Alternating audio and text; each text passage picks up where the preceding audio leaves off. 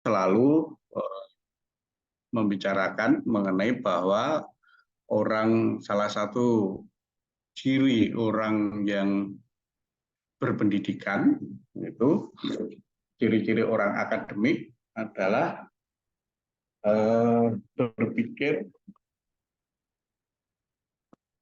kemudian bertindak, dan menarik kesimpulan didasarkan kepada metode tertentu yang kita sebut sebagai metode ilmiah. Nah, metode ilmiah ini harus memenuhi beberapa syarat, gitu ya. Bagaimana kita bisa menarik kesimpulan untuk menyimpulkan sesuatu harus diikuti dengan metode-metode yang tertentu. Tidak bisa kita mengabaikan prosedur yang sudah disepakati di dalam metode ilmiah. Nah,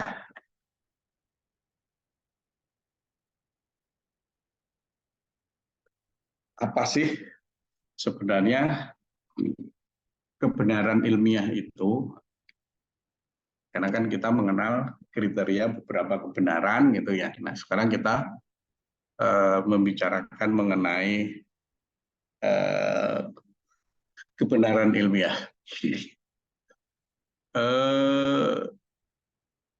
Dasar dari kebenaran ilmiah itu adalah penelitian. Nah, sedangkan penelitian sendiri itu berarti mencari kembali. Nah, dengan demikian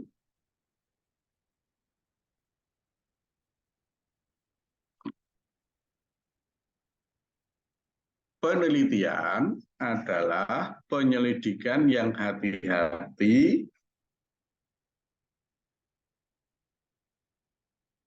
kritis, untuk menemukan fakta, prinsip, konsep, sedemikian penyelidikan itu dilakukan dengan cerdas untuk menetapkan sesuatu.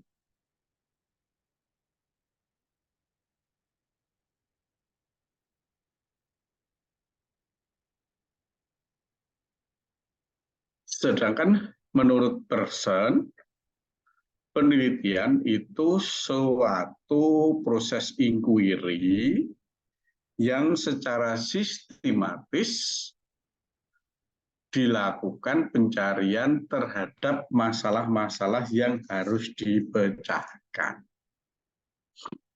Nah, dari dasar ini penelitian itu menjadi motivasi seseorang untuk mengungkap ada apa di balik suatu kejadian, suatu fenomena, sehingga lahirlah kesimpulan-kesimpulan kritis. Nah, misalkan kayak hari ini ada seorang mahasiswa tertarik mengenai pengaruh perang di Timur Tengah terhadap pergerakan harga saham di Indonesia. Nah, maka dia harus melakukan penelitian-penelitian ilmiah, kajian-kajian kritis, mencari sumber-sumber data, mencari sumber-sumber teori, sehingga ketika dia nanti menarik kesimpulan, maka dibenarkan secara ilmiah.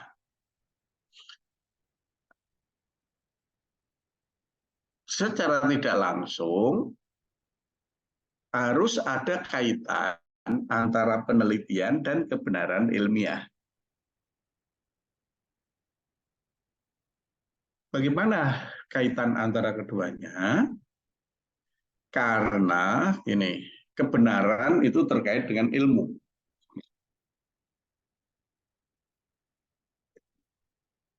penelitian dan ilmu itu adalah proses untuk menghasilkan kebenaran.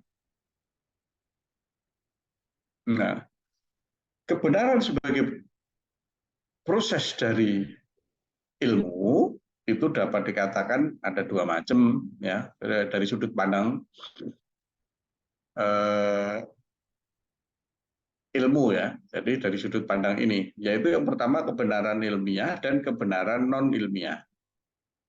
Kan kalau seminggu atau 2 minggu yang lalu kebenaran ada kebenaran absolut, ada kebenaran relatif gitu ya. Nah, sekarang kalau kita tinjau dari sudut pandang mengenai proses dalam ilmu, kebenaran itu kita lihat ada dua, yaitu kebenaran ilmiah dan kebenaran non ilmiah. Nah, yang dimaksud dengan kebenaran ilmiah itu adalah kebenaran yang diperoleh melalui penelitian, melalui proses ilmiah, sehingga jawaban atas penelitian ini dapat dikatakan dilakukan secara ilmiah. Sedangkan kebenaran nol ilmiah adalah kebenaran yang ditemukan melalui proses penelitian, pengamatan, ataupun ditemukan secara kebetulan melalui akal sehat, melalui wahyu kalau itu kebenaran mutlak, kemudian secara intuitif, ya intuitif benarlah kalau setiap makhluk yang hidup itu pasti mati, misalkan gitu ya. Kemudian melalui trial and error, coba dan salah. Bisa juga kebenaran melalui spekulasi ya. Bisa juga kalau spekulasi ya kita lihat yang penting kan kebenaran spekulasi misalkan ya. Contoh kebenaran spekulasi itu, wah Presiden Indonesia itu harus orang Jawa. Spekulasi, karena tidak pernah dibuktikan. Tetapi realitasnya ketemunya Presiden sampai hari ini mayoritas orang Jawa. Kecuali Habibie ya. Misalkan seperti itu. Atau juga kebenaran karena kewibawaan seorang diktator. Seorang diktator itu ya kayak di Korea Utara, kebenaran yang berasal dari presiden itu kebenaran mutlak, yang semuanya harus menganggap itu benar, meskipun secara logika ilmiah mungkin salah, tapi itu kebenaran kewibawaan, gitu ya. Nah, berdasarkan hal ini, maka kebenaran ilmiah yang ditemukan melalui proses berpikir secara ilmiah itu dapat diterima. Kenapa? Karena yang pertama, konsisten. Jadi kebenaran ilmiah, cara berpikir ilmiah, proses ilmiah itu disebut benar karena ada yang pertama konsistensi. Itu bahwa kalau benar hari ini ya besok juga masih benar. Ya. Jadi salah satu hal yang sulit diambil dari kebenaran nol ilmiah adalah konsistensi ini. Kalau non ilmiah misalkan kebenaran spekulatif bisa saja batal setiap saat. Kebenaran kewibawaan bisa saja batal setiap saat. Itu ya, karena kalau misalkan spekulatif, begitu yang dispekulasikan itu ada contoh penyangkalnya, otomatis gagal kebenarannya. Kebenaran kewibawaan misalkan dari seorang diktator, begitu diktatornya mati bisa saja gagal, itu yang kemarin diyakini sebagai kebenaran.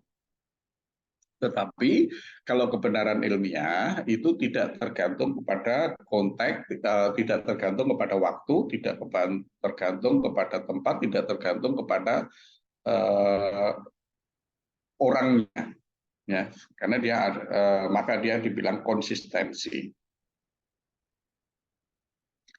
Yang kedua itu adanya hubungan atau korespondensi. Jadi di dalam kebenaran ilmiah, korespondensi suatu pernyataan dengan pernyataan lain dianggap benar. Yang kebenaran inilah yang kemudian diambil sebagai aturan untuk menyatakan itu suatu kebenaran.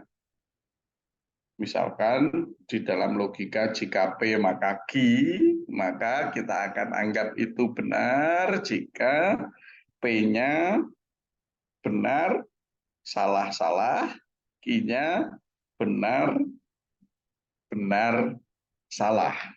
Selain itu salah, maka itu ada korespondensi, ada aturan menyatakan kebenaran. Yang ketiga, kebenaran ilmiah itu sifatnya pragmatis. Kenapa pragmatis? Karena bermanfaat secara langsung di dalam kehidupan manusia. Yang kita sebut sebagai kebenaran landas pragmatisnya. Karena kebenaran ilmiah itu ya harus bisa dipakai di dalam kehidupan sehari-hari, bukan sesuatu yang tidak bisa dipakai dalam kehidupan sehari-hari. Ya, misalkan kebenaran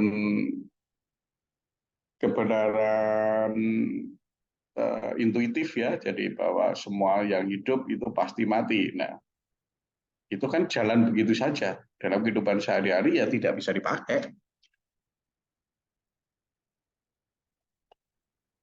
Tuh ya. Nah, kemudian kemanfaatkan kebenaran ilmiah inilah yang mendorong segala sesuatunya berkembang dengan baik. Nah, untuk menemukan kebenaran ilmiah, maka dilakukan suatu sistem atau suatu prosedur menemukan kebenaran ilmiah.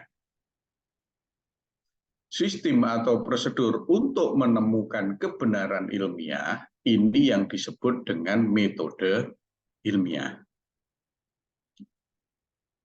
Oke. Metode ilmiah itu prosedur atau langkah-langkah yang disusun secara sistematik untuk menemukan kebenaran ilmiah, untuk memperoleh pengetahuan, untuk memperoleh ilmu. Jadi utama metode ilmiah itu adalah prosedur sistematik yang disusun ya, untuk menemukan kebenaran ilmiah, mendapatkan pengetahuan, mengembangkan ilmu. Nah, prosedur itu merupakan inti dari metode ilmiah, prosedur sistematiknya. Nah, kalau kita lihat di dalam kamus bahasa Indonesia ya, yang dimaksud metode itu adalah prosedur atau cara untuk mengetahui sesuatu dengan langkah yang sistematis. Maka metode ilmiah adalah proses untuk mendapatkan komponen-komponen dalam suatu sistem sehingga komponen-komponen ini nanti dapat digunakan untuk menarik kesimpulan yang berupa kebenaran ilmiah.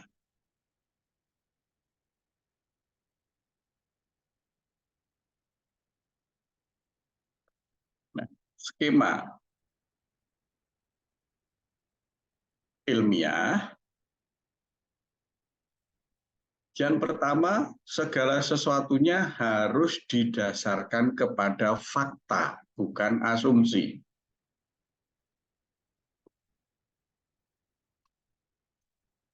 Nah, karena harus didasarkan fakta, maka harus dipilih dan dipilah masalahnya.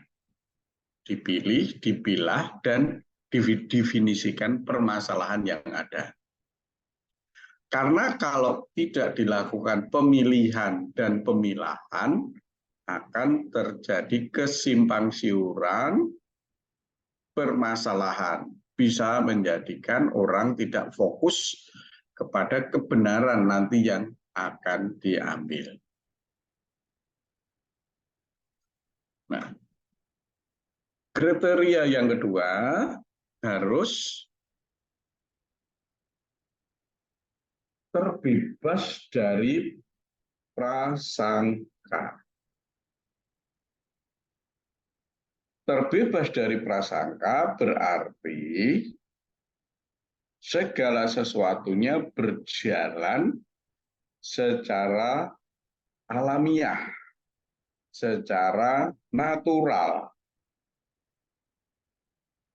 dan tidak ada interpretasi dari suatu fenomena ilmiah. Kalau ada sampai terjadi interpretasi, interpretasinya adalah tunggal, tidak interpretasi dari orang per orang. Nah, untuk menghindari bagaimana kita terbebas dari prasangka dalam melihat suatu fenomena, maka harus dilakukan survei terhadap data yang tersedia. Survei berarti menyeluruh. Jadi penelitian terhadap data dilakukan secara menyeluruh, secara komprehensif. Oke, nah, prasangka ini membahayakan terhadap kebenaran yang akan diambil. Karena kalau di awal sudah timbul prasangka, maka kesimpulan yang diambil akan cenderung tidak objektif. Nah, kalau sudah tidak objektif, berarti kebenaran ilmiahnya tidak dapat dipertanggungjawabkan. Yang berikutnya, dalam metode ilmiah itu harus menggunakan prinsip. Prinsipnya apa? Berarti ada yang namanya hipotesis, dugaan sementara. Yang hipotesis tadilah yang akan dibuktikan benar tidaknya, didasarkan kepada data.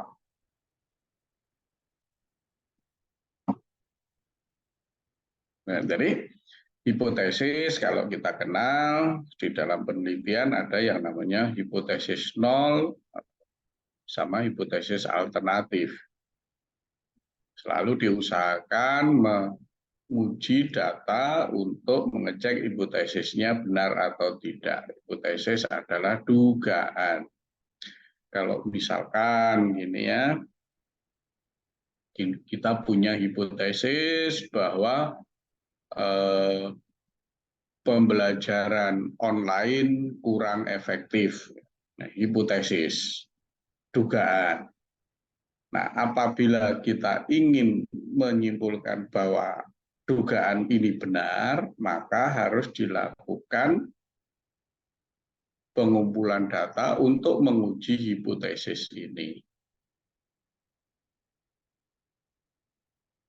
Kemudian langkah kriteria berikutnya harus objektif seperti tadi saya sebutkan. Nah, untuk membatasi atau untuk memberikan koridor bahwa yang dilakukan ini objektif, maka data itu harus merupakan data primer, bukan data sekunder. Kalau data primer berarti data yang dikumpulkan sesuai dengan kebutuhan. Nah, untuk mengumpulkan data, maka menggunakan alat-alat yang biasa kita kenal, bisa digunakan. Misalkan ya, kalau di dalam apa prosedur uji data, yang pertama, apakah data itu berdistribusi normal? Biasanya yang digunakan itu. Kenapa harus berdistribusi normal? Iya, karena kita melakukan uji hipotesis menggunakan teknik sampling. Kalau kita tidak sampling, tapi sifatnya apa ya? Bukan bukan sampling ya, survei yang seluruhnya diikuti itu sensus ya. Kalau yang dilakukan sensus, maka kalau yang dilakukan sensus tidak perlu ada asumsi-asumsi yang harus digunakan atau alat-alat yang digunakan. Kalau sensus nggak perlu uji normalitas, nggak perlu uji homogenitas. Kalau sensus, nah, tetapi kalau sampling harus digunakan alat-alat sedemikian sehingga nanti kesimpulan yang diambil itu valid. Ya, alat-alat itu yang tadi saya sebutkan, misalkan uji normalitas, uji homogenitas, uji linearitas, uji leksodisitas, uji uji-uji yang lain ya untuk mendeskripsikan data secara tepat dan sehingga kita melihat permasalahannya seobjektif mungkin. Nah, kemudian yang terakhir menggunakan teknik kuantifikasi. Kenapa kuantifikasi bukan kualifikasi? Karena kita menggunakan statistik, maka metode yang digunakan adalah metode kuantitas, metode kuantitatif, yaitu didasarkan kepada ukuran-ukuran kuantitatif. Jadi kita tidak bisa mengatakan ini baik sekedar dengan kata indah, baik, bagus, memuaskan, tidak seperti itu. Tetapi harus dikuantifikasi. Misalkan indah itu kalau skornya 4, belum indah kalau skornya 3, cukup indah kalau skornya 2, dan seterusnya. Bagus, kalau sangat bagus kalau skornya 5, misalkan seperti itu. Nah, itu adalah suatu cara kuantifikasi. Nah, dari kuantifikasi inilah kita memerlukan kemampuan untuk mengolah, menganalisis, dan berinterpretasikan. Kalau dari data yang setelah diolah untuk menguji hipotesis muncul misalkan koefisien korelasinya 0, sekian, artinya apa? Maka interpretasi inilah yang menjadi inti atau pokok dari kebenaran ilmiah yang didasarkan kepada pengujian hipotesis, pemanfaatan proses atau prosedur ilmiah, sehingga ketika kita menarik kesimpulan, oh ya ada hubungan antara motivasi belajar dan prestasi belajar, maka kita bisa mengatakan seperti itu. Atau oh ternyata ada pengaruhnya antara orang yang rajin belajar dan prestasi belajar. Oh, ada pengaruhnya ternyata tempat tinggal dan kebugaran tubuh.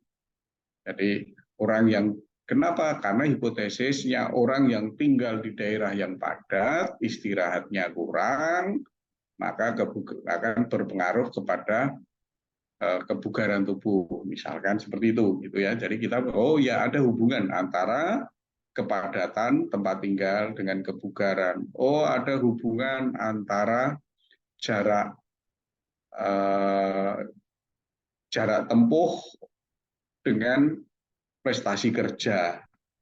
Oh ada hubungan antara besar gaji dan daya beli. Ya, bisa juga kita punya dugaan begini. Eh, Ternyata besar gaji tidak berpengaruh kepada daya beli suatu produk. Misalkan ya, orang gajinya besar-besar, terus yang ditawarkan adalah suatu produk yang eh, kemanfaatannya hanya sesekali. Misalkan kita menawarkan orang yang tinggal di daerah suatu tempat yang elit, kita menawarkan sepeda. Logikanya orang kaya nggak ada masalah dengan membeli sepeda. Tetapi ternyata ketika kita jualan sepeda di daerah orang elit, tidak seperti yang kita bayangkan, akan mudah terjual. Maka penasaran, ada nggak hubungan antara jumlah gaji yang diterima dengan daya beli terhadap sepeda? Misalkan seperti itu ya. Jadi diuji, dites. Nah, ternyata semakin besar gaji seseorang, maka semakin malas dia bergerak. Misalkan begitu kesimpulan kita. Karena orang yang beli sepeda adalah orang yang mau bergerak fisiknya. Kesimpulan-kesimpulan itu harus dilakukan melalui prosedur ilmiah dan melalui uji hipotesis seperti langkah-langkah yang kita sampaikan ini. Nah, yang dimaksud dengan metode ilmiah itu harus memenuhi kriteria. Metode ilmiah itu yang pertama dia harus didasarkan kepada fakta. Tidak pernah didasarkan kepada asumsi. Ya, nah mudah-mudahan kita menjadi orang Indonesia yang cukup cerdas sehingga mendasarkan segala sesuatu didasarkan pada fakta. Tidak menjadi bangsa, tidak menjadi orang yang mudah dipengaruhi oleh orang lain karena asumsi. Sehingga kalau kita memegang betul metode kriteria ilmiah ini, kita tidak menjadi orang yang gampang dijadikan sasaran hoax. Ya, misalkan seperti itu manfaatnya luar biasa itu kalau kita mempunyai kemampuan mengambil kesimpulan faktanya seperti apa, maka ada bahasa sekarang itu tabayun itu adalah konfirmasi, benar enggak gitu ya, berdasarkan fakta enggak, atau ini hanya hoax. Sebenarnya hoax ini kan bahasa halus dari bahasa zaman dulu yang disebut fitnah gitu ya, karena fitnah itu sangat negatif pengertiannya ya, maka sekarang digunakan bahasa yang halus, hoax, berita bohong gitu. Meskipun kadang-kadang fitnah juga yang dilempar di situ. Nah, setelah berdasarkan fakta, karena berdasarkan fakta, maka metode ilmiah juga harus bebas dari prasangka. Bebas dari prasangka ya tidak boleh ada di dalam ini. Wah, ini karena ini. Oh ya, dia kaya karena dia pandai karena dia sukses karena gitu. Tidak didasarkan fakta, tapi hanya prasangka yang dikembangkan baik oleh orang lain maupun dirinya sendiri. Ya. Sehingga metode ilmiah itu harus bebas dari segala hal yang sifatnya itu prasangka, pertimbangan subjektif, terus ya sifat-sifat negatif lah. Nah, fakta itu harus digunakan berdasarkan bukti yang lengkap, objektif, tidak tendensius gitu ya. Jadi memang benar-benar penggunaan datanya itu harus senetral mungkin.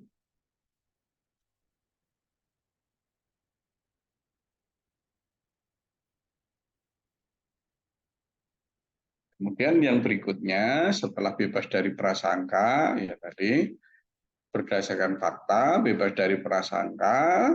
Yang ketiga, harus dilakukan analisis terhadap data. Memahami, memberi arti kepada fenomena yang menyertai data itu wajib dilakukan dengan menggunakan prinsip analisis yang menyeluruh dan dalam. Masalah yang ada harus dipilah untuk mencari sebab musabab masalah dan bagaimana cara pemecahannya. Ya. Untuk menemukan pemecahan, maka harus digunakan analisis yang logis. Analisis yang subjektif, tidak logis, tendensius harus dihilangkan. Fakta yang mendukung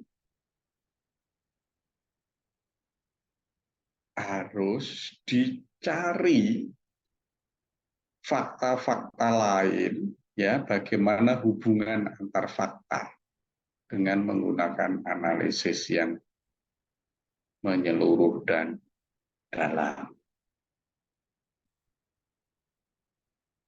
Kriteria yang keempat, ada hipotesis, yaitu dugaan sementara.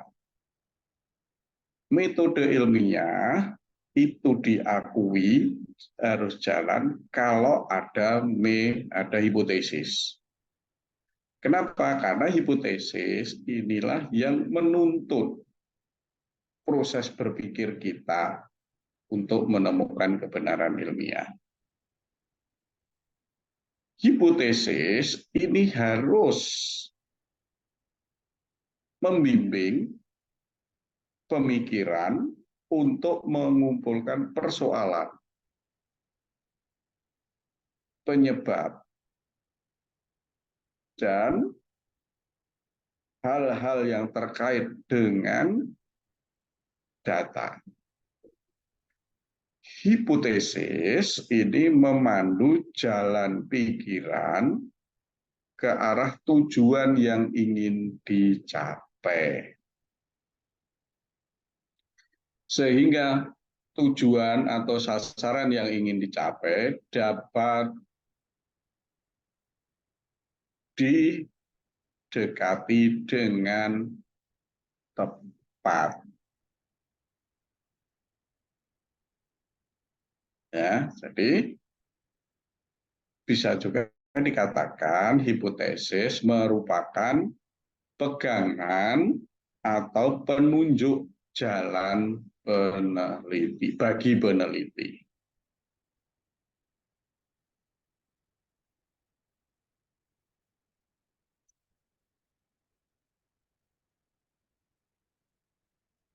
Ini harusnya 5 ya. Ini sorry.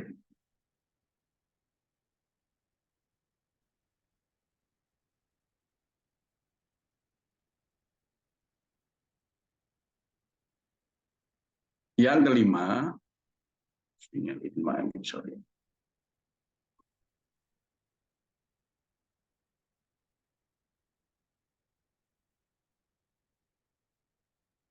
Yang kelima, menggunakan ukuran objektif.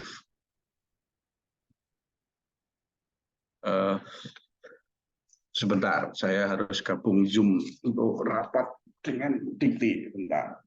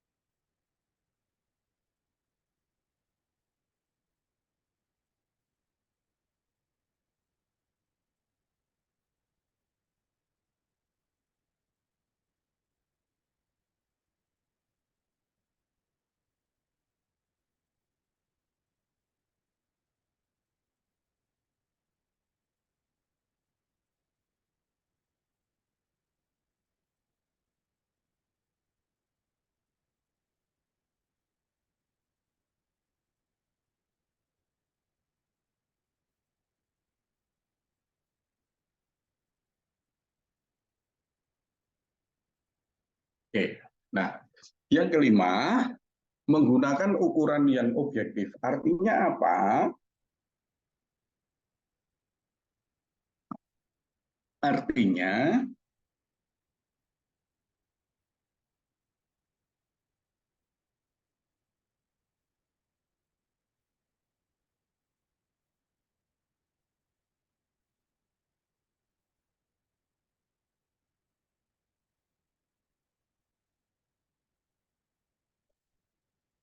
Artinya apa? Kerja penelitian dan analisis harus dilakukan dengan ukuran yang seobjektif mungkin. Jadi tidak boleh ya metode ilmiah tapi baper gitu ya, menggunakan perasaan gitu. Nggak boleh gitu ya. Jadi kalau ilmiah ya contohnya misalkan eh, ekonomi Indonesia, daya beli masyarakat Indonesia menurun. Terus kita ngobrol, enggak lah gitu ya, enggak lah. Kenapa enggak? Ya nyatanya begini di masyarakat begini.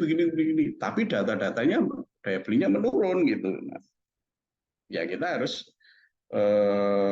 menghindarkan sejauh mungkin perasaan ketika kita menganalisis data dengan metode ilmiah.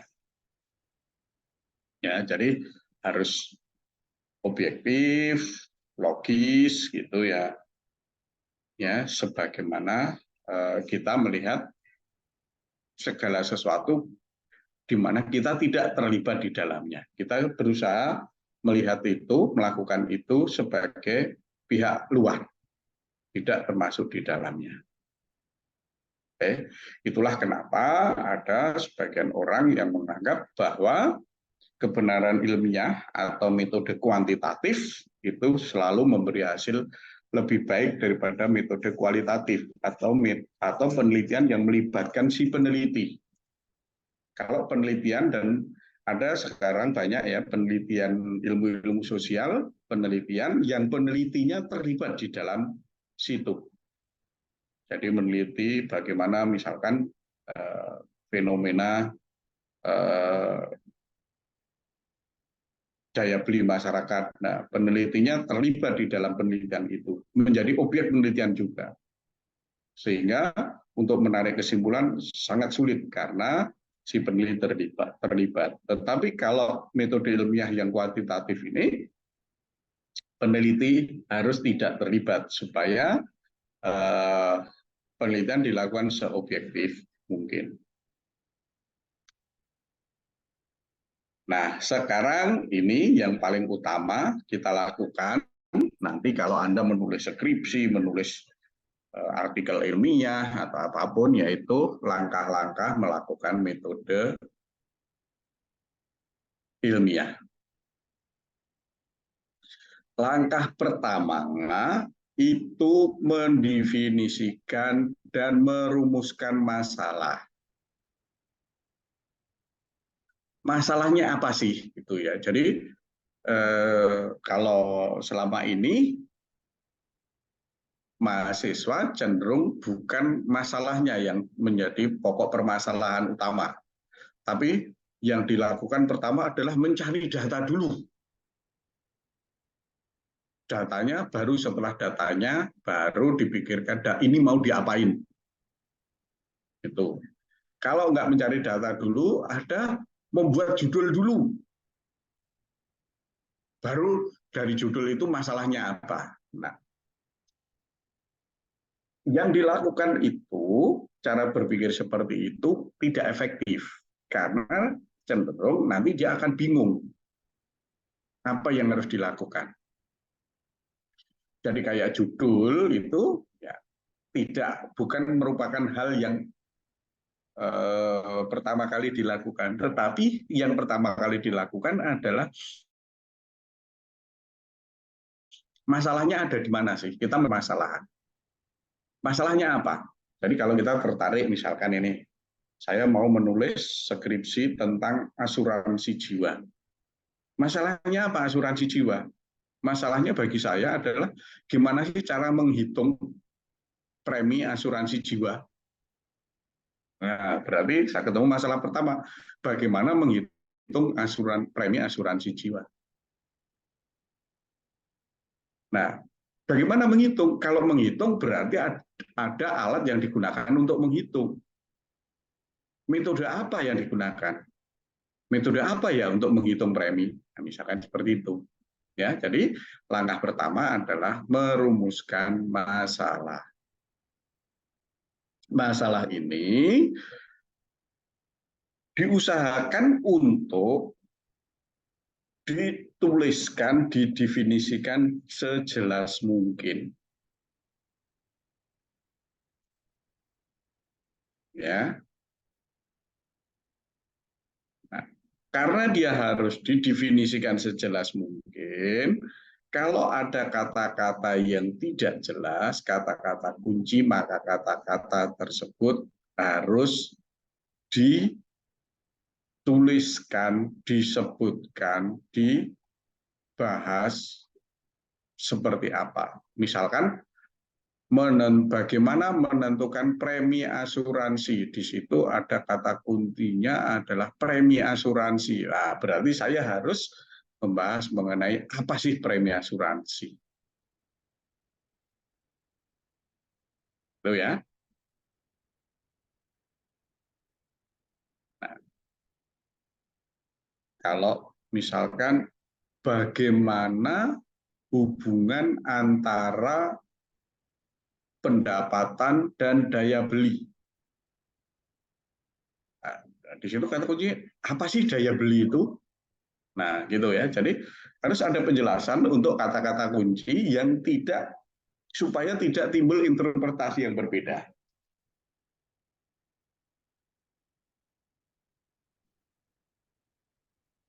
Oke. Ada pertanyaan mengenai merumuskan masalah ini yang pertama dulu.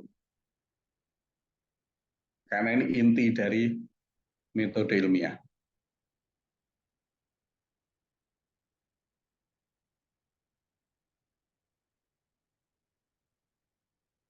Ya, jadi perumusan masalah itu menjadi sangat penting. Yang berikutnya, setelah merumuskan masalah, dilakukan kajian teoritis atau studi perpustakaan untuk mengetahui apakah sudah ada penelitian-penelitian sebelumnya, apakah sudah ada penelitian sejenis, apakah yang dimaksud dengan kata kunci gitu kan nggak mungkin kita kalau kita nggak kenal yang namanya premi asuransi tanpa kita membaca kita tahu apa itu premi asuransi ya. Nah, studi kepustakaan itu untuk mencari pendukung terhadap hal yang ingin kita pecahkan. Nah, seorang yang meneliti, mencari kebenaran ilmiah, tetapi tidak pernah membaca, ya hampir tidak mungkin, karena apa yang dia tulis bisa saja kalau dia nggak pernah baca ya, kalau dia nggak pernah baca, nggak pernah lihat tulisan orang lain, mungkin apa yang dilakukan itu sudah dilakukan oleh orang lain beberapa waktu yang lalu. Artinya yang dia lakukan itu sebenarnya sudah bukan masalah lagi bagi siapa? Bagi orang lain. Mungkin masalah bagi dia. Kenapa masalah bagi dia? Karena dia nggak pernah baca. Masalahnya adalah tidak baca, gitu ya. Jadi kalau bahasa saya adalah ikro, bacalah. Membaca itu menjadi penting sampai kapanpun Anda, dari Anda lahir sampai Anda nanti tua punya anak cucu, usahakan selalu membaca. Membaca apa? Membaca apa saja. Membaca fenomena alam, membaca gejolak sosial, membaca uh, buku, membaca artikel. Jadi kalau misalkan membaca fenomena alam, Anda tidak harus membaca buku, tapi Anda akan mengamati, oh ya kalau begini, kalau musim kemarau, musim hujan, begini, begini, begini. Oh, kalau di masyarakat sudah mulai begini biasanya, dan seterusnya. Membaca. Nah, kemudian dari membaca atau studi pustaka ini, kajian-kajian penelitian sebelumnya, peneliti, kalau tadi sudah punya permasalahan, merumuskan hipotesis. Ya, jadi hipotesisnya dirumuskan apa sih? Kalau tadi katakanlah yang di rumusan permasalahan, bagaimana menghitung premi asuransi jiwa. Oh, hipotesisnya apa ya? Maksudnya dugaannya, dugaannya. Saya menduga ketika menghitung premi asuransi jiwa itu menggunakan aturan, menggunakan panduan yang sudah disepakati. Berarti hipotesisnya premi asuransi yang dikeluarkan oleh perusahaan asuransi berbeda dengan penghitungan premi asuransi yang dilakukan oleh tertanggung. Jadi kita mengatakan sesuatu itu fair kalau melibatkan dua pihak, kalau dari kedua pihak itu sama. Jadi orang mau transaksi jual beli, kalau harga yang ditawarkan itu diterima oleh harga yang mau membeli. Premi asuransi itu disebut fair, disebut adil kalau yang ditawarkan oleh penanggung, oleh perusahaan asuransi mau diterima oleh yang mau diasuransikan. Berarti hipotesisnya, apakah penghitungan asuransi, penghitungan premi asuransi tidak fair atau penghitungan premi asuransi fair? Hipotesisnya itu. Nah, hipotesis ini bisa juga yang kita sebut sebagai kesimpulan sementara. Karena yang akan diuji. Jadi kenapa sementara? Karena belum diuji. Kalau sudah diuji, ya itu menjadi kesimpulan. Maka di dalam kesimpulan, di dalam karya tulis ilmiah, kesimpulan itu harus menjawab hipotesis ataupun rumusan masalah. Kalau di hipotesisnya tidak membicarakan mengenai rumus, ya kesimpulannya jangan menulis rumus. Itu ya. Itu.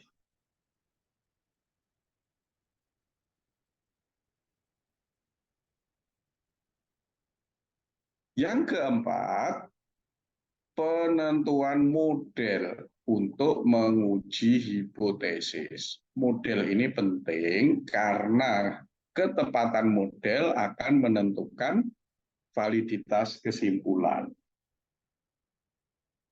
Nah, kalau model yang ditetapkan tidak cocok, maka kesimpulannya juga nggak bakalan cocok. Ya, nah, apakah model harus ada? Iya, karena model itu terkait dengan uji-uji data. Misalkan ini tadi untuk menguji hipotesis adalah asumsi normalitas, uji normalitas.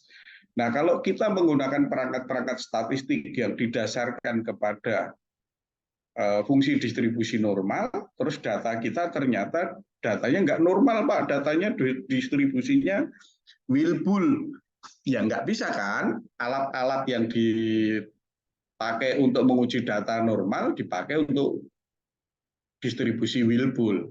Misalkan seperti itu ya. Jadi harus sesuai. Model ini sangat penting. Nah, kemudian untuk menentukan model ada perangkat-perangkat uji kecocokan model. Apakah model ini bentuknya pasti baku ya? Model ini bentuknya bisa saja bentuk persamaan, bentuk struktur gitu ya. Oh, begitu saya plot ternyata ngikuti pola distribusi normal. Ya, oh berarti modelnya normal. Ini ya. Nah, data yang dianalisis boleh data primer, data sekunder. Kalau data primer berarti peneliti yang bersangkutan yang mengumpulkan dan mencari data. Sedangkan kalau data sekunder, data yang dikumpulkan oleh orang lain. Nah, data-data ini ada yang memenuhi asumsi, ada yang tidak memenuhi asumsi.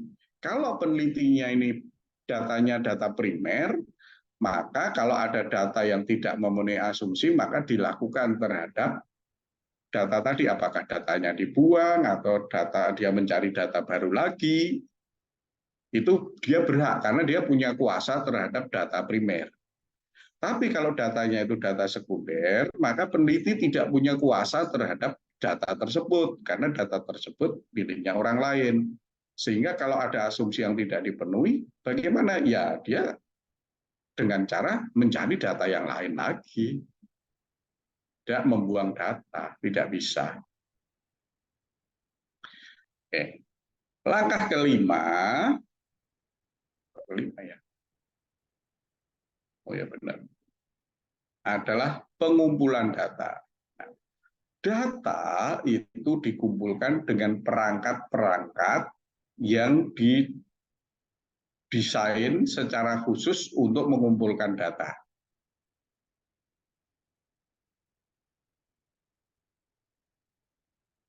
Nah, data ini dikumpulkan dengan perangkat-perangkat yang kita kenal, misalkan kuesioner. Maka bagaimana kuesioner itu disusun? Maka kuesioner disusun melalui kriteria tertentu. Pertanyaan yang disampaikan di dalam kuesioner juga harus memenuhi syarat.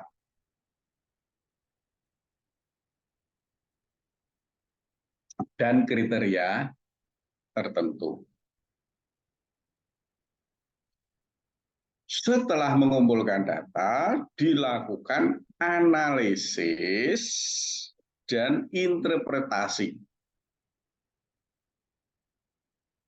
Analisis dan interpretasi itu dilakukan sehingga kita tidak terjebak kepada subjektivitas. Analisis dilakukan untuk membantu menarik kesimpulan atau interpretasi. Tafsiran ini diperlukan. Kenapa? Karena kalau tidak ada tafsiran, penelitian ilmiah itu tidak akan mempunyai makna. Langkah berikutnya adalah membuat generalisasi atau kesimpulan.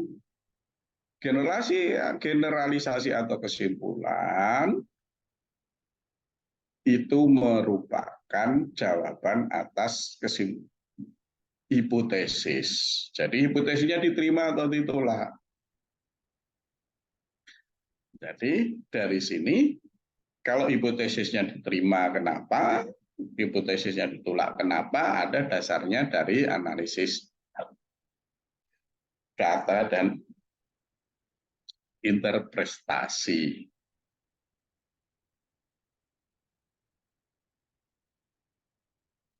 Nah, kalau sudah narik kesimpulan baru ditulis ulang menjadi suatu laporan. Laporan ini bisa berupa laporan penelitian, bisa berupa ringkasan dari laporan penelitian yang disebut dengan disampaikan ke publik, namanya publikasi, melalui jurnal ilmiah, melalui tulisan ilmiah, melalui media massa. Untuk apa? Agar orang lain tahu bahwa permasalahan itu sudah pernah dilakukan dan sudah diambil kesimpulan.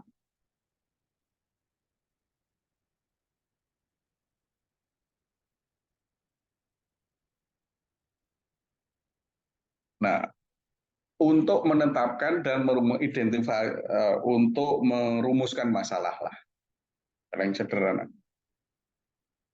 Nah, yang pertama yaitu menetapkan masalahnya apa sih.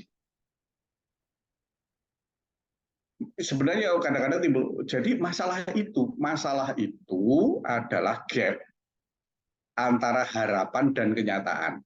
Itu masalah. Jadi kalau misalkan gini ya, harapan saya punya pendapatan 100.000 per hari harapannya. Terus kenyataannya saya hanya memperoleh pendapatan 30.000 per hari. Nah, masalahnya gap. Oh, masalah saya adalah saya punya masalah. Kenapa? Karena ada gap 70.000. Nah, ini masalah gitu loh. Jadi masalah itu gap antara harapan dan kenyataan. Nah, masalah yang secara umum masalah ilmiah ini harus ditangkap, ditulis, didasarkan kepada teori yang telah ada.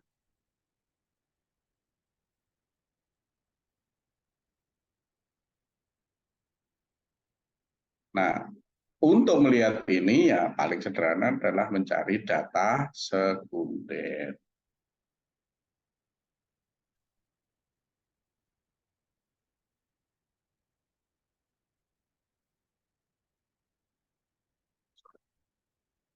Masalah bisa teoritis, bisa praktis, itu ya masalah ya. Nah, teoritis itu ya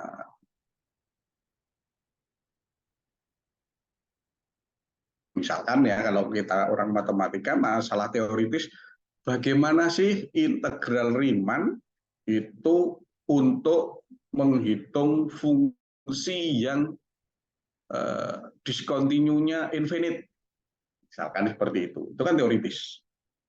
Tapi kalau praktisnya, gimana sih menghitung jumlah paparan penyakit demam berdarah di daerah yang sanitasinya buruk, ya teoritis gitu. Nah itu harus semuanya didukung kepada kajian teori yang ada, ya tidak boleh tanpa kajian teori.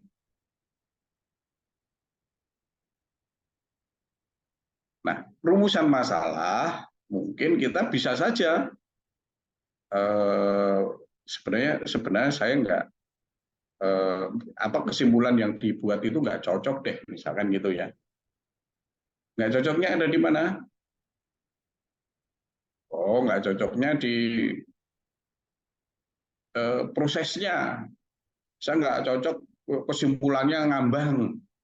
Saya nggak cocok karena hubungan antara variabelnya nggak kelihatan.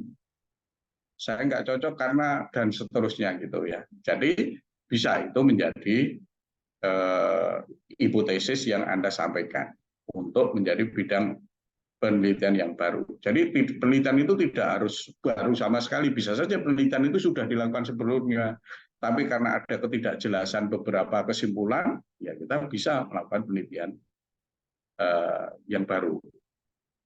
Misalkan pengaruh pendapatan keluarga terhadap indeks perkembangan manusia, indeks pembangunan manusia, misalkan seperti itu. Ya logikanya kalau pendapatannya tinggi, orangnya itu ya indeks pembangunan manusianya tinggi, logikanya kan gitu. Nah, terus kita melihat ada suatu penelitian yang menunjukkan itu nggak ada pengaruh, pengaruhnya nggak signifikan, misalkan gitu. Dan Anda tetap nggak, itu penelitiannya itu nggak beres. Anda melakukan penelitian ulang, boleh. Tetapi bolehnya harus didasarkan kepada alasan yang jauh lebih kuat. Misalkan, Pak, saya meragukan kesimpulan itu karena kajian teorinya gini, itu misalkan. Itu bertentangan dengan teori ini. Makanya saya harus kaji ulang. Oh, silakan.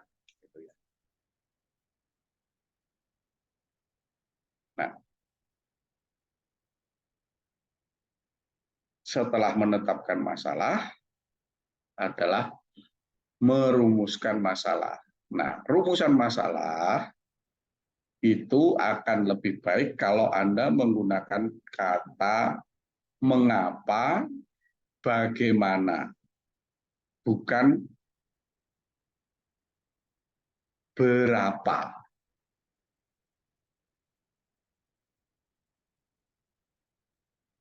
Ya.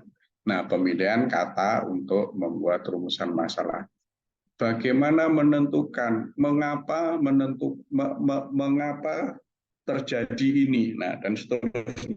Jadi pertanyaan mengapa, bagaimana itulah yang menuntun kita kepada analisis yang lebih dalam.